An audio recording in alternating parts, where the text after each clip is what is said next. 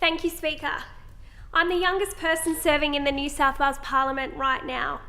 I came here to raise the issues affecting young people and to fight for more opportunities for us, not less. Our society is failing young people. Buying a home is harder than ever. Rents and mortgage repayments are higher than ever. We have the highest HECS debts of any generation before us. The cost of living is rising every day. It's little wonder we are the generation with the least amount of savings, and it's little wonder that youth mental health is also on the rise. What young people need from government is vision and practical solutions that sell aspiration. In the late 1970s and 80s, the cost of an average home was 4 to 5 times the average annual income. Today, it demands more than 12 times an average annual income.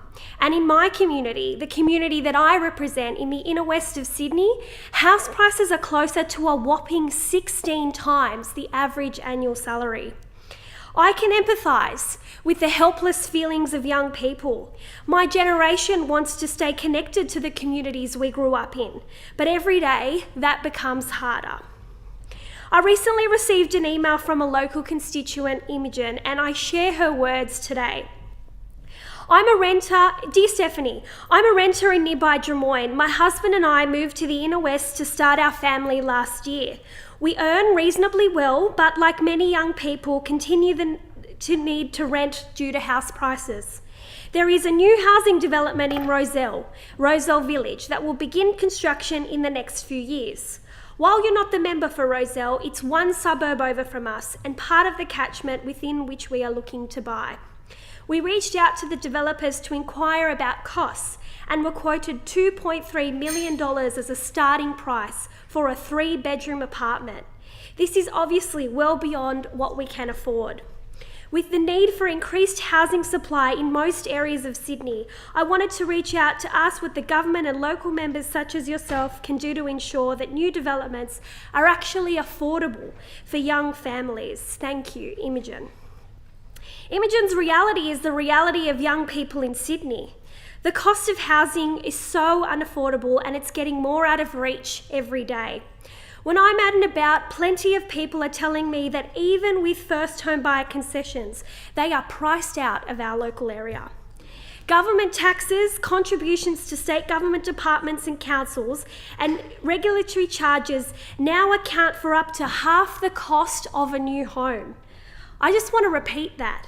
Half the cost of a new home that a young person wants to buy today goes to government taxes and charges.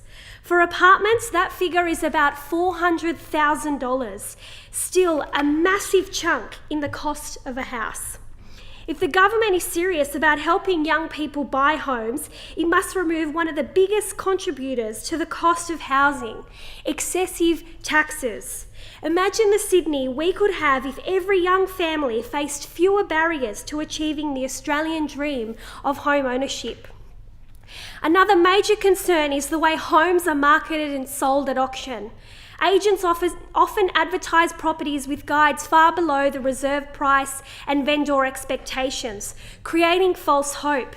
Young families spend thousands on building and pest inspections, strata reports, time and energy on securing pre-approvals, only to find out on auction day that the property they had their heart set on was never within reach. In New South Wales, there is no legal requirement to match reserves with price guides.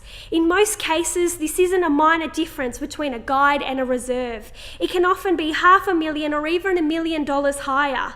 This practice deliberately inflates prices, wastes time and money. Let's call it for what it is. It's cowboy behaviour, and the underquoting has to stop.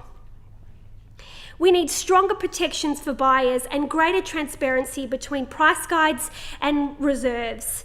Speaker, young people are not asking for special treatment. We're asking for fairness, vision and leadership that delivers home ownership, homes people can actually afford in communities where they want to live. Thank you. I thank the member.